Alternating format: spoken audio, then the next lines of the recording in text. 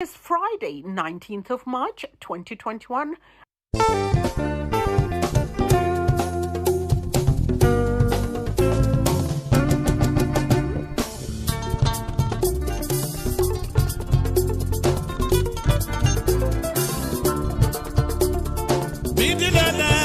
Mamos media, Atlanta Monday, I love Mamos.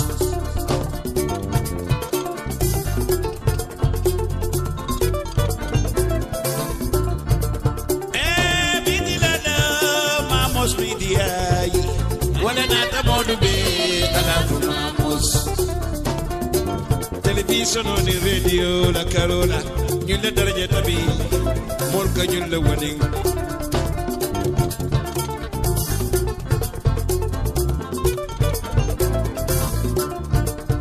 Multimedia, Africa, and in diaspora. Atlanta Monday, I love Mamos. Mamos Media. Multimedia, Africa, one in diaspora. One another Monday, I love Mamos.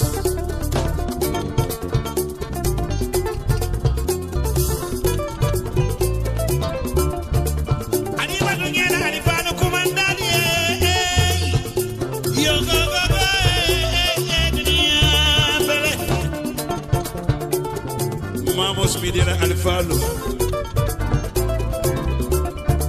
Jumala Mula COD, Lamin Jasi Maroki Amanzo,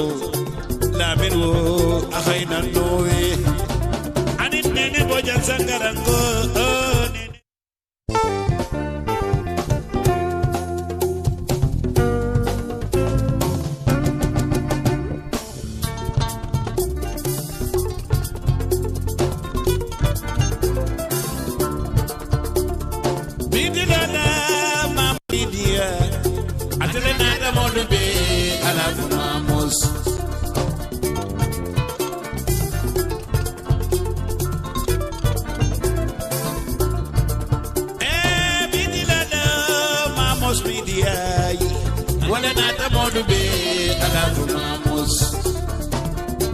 Television on the radio, La Carola, you let her get a be,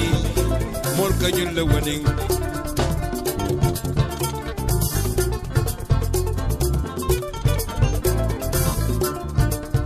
Multimedia, Africa, and in diaspora, Atlanta Monday, I love Mamos.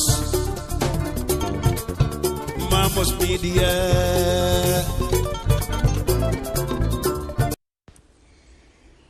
Good evening and welcome to today's news review. You live on Mamos Radio. I'm your host, Rohi Konatige. Welcome to Gambia Today News Review. Listeners, you're tuned into Mamos Radio on Mamos Media. It is Friday, 19th of March, 2021. I am Nene with a review of the nation's top headlines. Agriculturists exhort young people to venture into organic farming. Fatima Gay, founder of Gay Nyoro Farm Project, has called on the young people to actively engage in local organic farming. Speaking during an interview with Mamos Media at her farm in New Yundum on Tuesday, Ms. Gay highlighted that chemical products are hazardous to human health, crops and even the soil nutrients. She said her farm produces pure organic products as well as adds value to locally made products. Children charged for speaking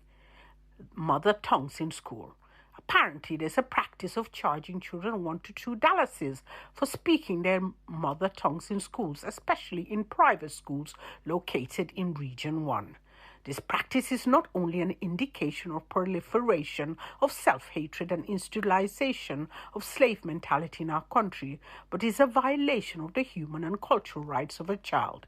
It also goes against recommendations of UNESCO in relation to teaching children their mother tongues in their formative years of their schooling.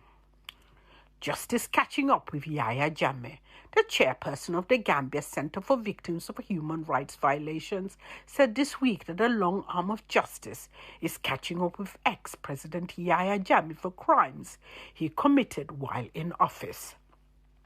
Mr. Sheriff Kijera described as good news the arrest of a third member of the hit squad, saying, "We will get them one by one." Unquote, the long arm of the law is catching up with them, Jammeh and his accomplices, and it is a signal to all those on the run, the fugitives from justice. There is no safe haven for any torturer or perpetrator of human rights violations against innocent people, unquote, Kijera said. Back chairman to keep his job. A landmark Supreme Court ruling has handed a lifeline to Brikama Area Council Chairman Sheriff Sonko to keep his job. The ruling is a major success for Mr. Sonko against his political party, UDP, which, in a different suit, asked the court to order the Independent Electoral Commission to call a by-election relying on the Local Government Act, requiring elected local officials to lose their seat when they're expelled or left their parties. The UDP had expelled Mr. Sonko for not conforming to the party's rules after he was suspected to have shifted political allegiance to President Barrow. Mamos Media listeners, have a pleasant weekend.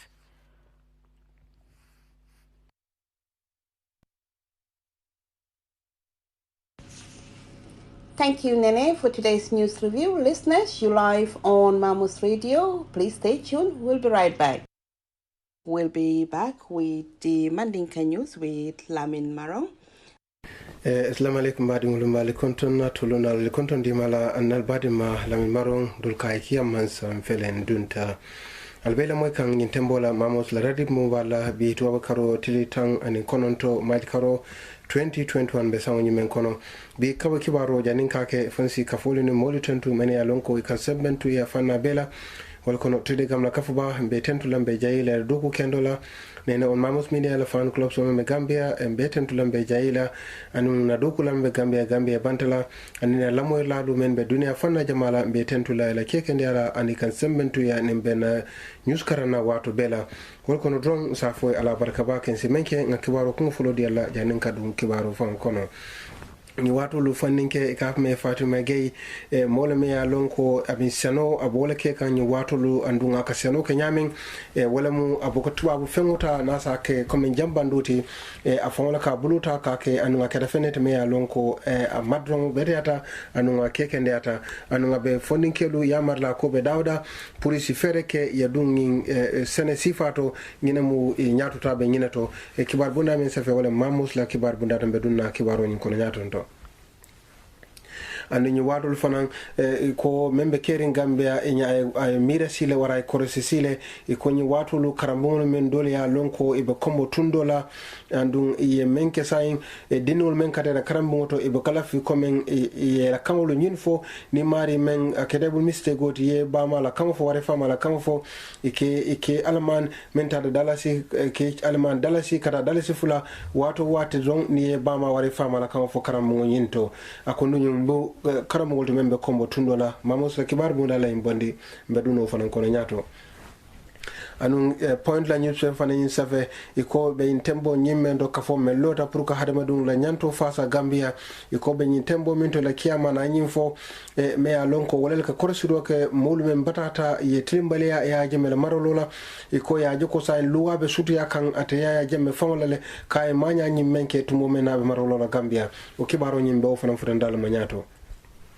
and back menkera Brikama Area Council la chairman iko ni watu lu kitiyo ya kitiyo ni me ya kuntu iko doku men abake kan iko kitiyo ni ya sembo dia la prae continue pour kala doku ke comme ay ke chairman to Brikama Area Council menkera honorable Sivo Sonkote standard la newspaper le osave ofanan bo fanan futandalma isi menke ngadun kibaro nyim fankono ikonyi senado ko me alonko fondinke muso ka me Fatima Gay ya be seno sifa men ke kan ko akuma ya batale pour fondinke lu ye nyatlingi sene sifa la pour ke ifan sembentu ya no nyame ay ka fo me lo ka me ko foundation of Gay Nyoro ni mu fenete me alonko aloto dron pour ka seno ka fondinke lu ka itandila mu sene ya sifa la si makoeno aben kibaro nyi banque kan tuma mena ni Mamos la kibar talal be diamu kan ay ala doku la membe yonde ma fongola ngintala tambila ay nyinel fo ako pour ka nyi jambandol men ya lon ko tubabul kede da ke kela senefe moto ako fenne me ya lon ko amambete ya hadamadi wala jata kende ato anu amambete ya banko nyim fonde kaseno kedame ako pour ka seno ko anyama me ya lon ko ata harmadi ngo batandila anu ngata banko fanan tinyala ako nyimu kute me ya lon ko ala sene sifa pour mo si cross ke wala ani ye ifanglu taye dokundi kawo jambani sifa le da me ya lon ko asila fifanglu bete andi anato banko nyin tinyala e kibar buna men safe wala Mamos la mediate anu safer la fanan me alon ko ka fay alu SK manjang atle safero nyinke ka yitande akuku membe tamakan ko membe Gambia karambungu men dolube kombo tundola e ko nyinke da kute nyi watolu e ka dindingulu e ke alaman ni me yele e ka ila kangofo e ke alaman dalisi kilin kata dalisi fula ka foko e mari akitable mistake wolde to fe ila karamboto ni ila kango nyi fo me alon ko yewole susu ako nyinke da kute me alon ko abe sembo soto kan ananyi mo kute me alon ko joya me alon ko babole ya kenkan no watolu e mamfan soto keno hanisa ngin bowole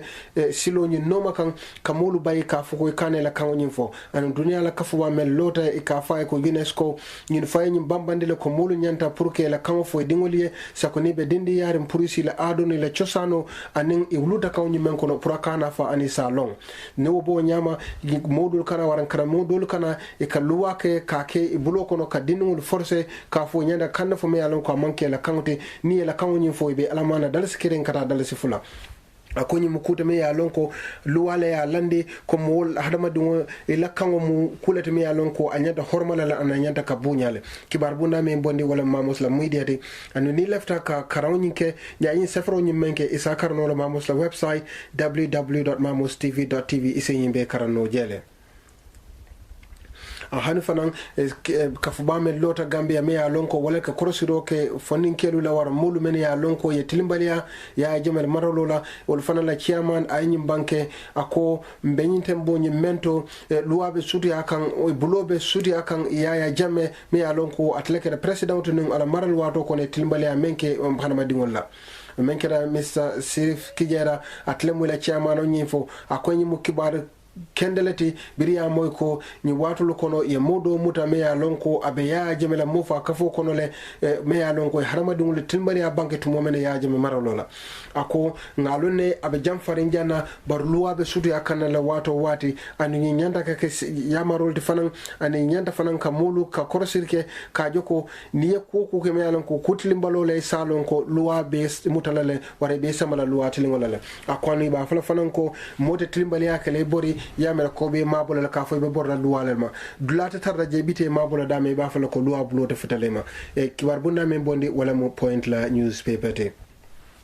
an mbadu wala ni tembola back men keda Brikama area council la chairman e ko wala do ko me ya lonko wala mu chairman yala Brikama area council e ko luwa waran kiti bumba na taka sembo diala ka joko anyanta continue ka do ko nyin ka muta men keda honorable Sirifo Sonkote britumo men na e kiti ke anin atata party men men keda United Democratic Party tumo men na afalinta abota wala party to atata NPP men keda president Adama Barrow la party nyinto ani ko local government act men ya lon ko luwala lota pour kanyin masakunda ni wala ke kanta andu nyanda katamani labulo menna waya yitande la ko ICC Independent Electoral Commission ka fomen lota pour ko korsido ke electiono la kunya la Gambia ko wala luwanyi me yitande ko electiono nyanda ke kotake pour ko carte fawo ke mo kota kana palaso nyinta to momena atmenke danyi Sirifo Sonkote abota UDP le party kono asaunda data party doto o to lamiro to nyi yitande ko luwaya mutale kajo ko abe siri ni sira ni menkono anyanda ka bonde gele pour carte fawo sikeno pour modo si sira ni ta tumo mena patime ya te sembentu ya kanyum palaso ni mara amantara to kotake e ko bar luwa nyi berina da kite nyinke na da ganye roke inata a kontine ka fuko ala palaso ni me ba kono ka ke kiyamani ati anyanda ka kontine le ko palaso ni mara ko nyi luwa nyi men diala kibar bunda men bonde wala mu standard la newspaper de mbadi mo nyina kibaroti men fotata mo nyitemena ka fota dalma na be tatu ko solo no la ninga fu mafo kun saunda al saluna harmoni ana so da malamu al badi malamin maron lol kay kiyama samba fla nimbara fanyaton do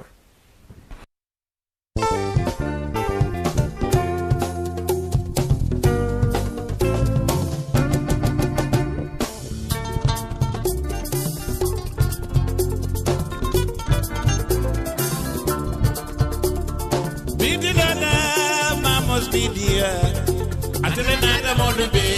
alafu Mamos.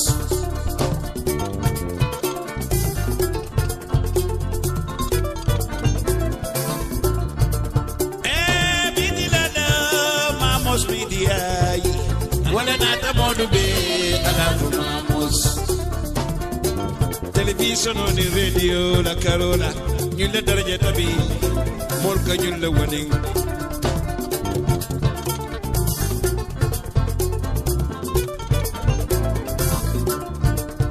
Multimedia Africa and in diaspora. Atare nata modube alafu Mamos. Mamos Media.